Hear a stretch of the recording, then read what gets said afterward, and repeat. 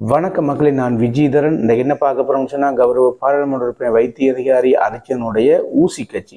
எல்லாருக்கும் தெரியும், ஊசி கட்சி இலங்கையில இப்ப நடக்க இருக்கிற உள்ளூராட்சி தேர்தலில் களங்காண்றாங்கன்னு சொல்லி அதுக்கான ஏரியா வாரியான தற்காலிகமான என்ன சொல்றது தேர்தல் பொறுப்பாளர்களை கௌரவ பாராளுமன்ற உறுப்பினர் வைத்திய அதிகாரி அர்ச்சன் அவர்கள் அவருடைய முகநூல் பகுதியில் இன்றைக்கு அறிவிச்சிருக்காங்க.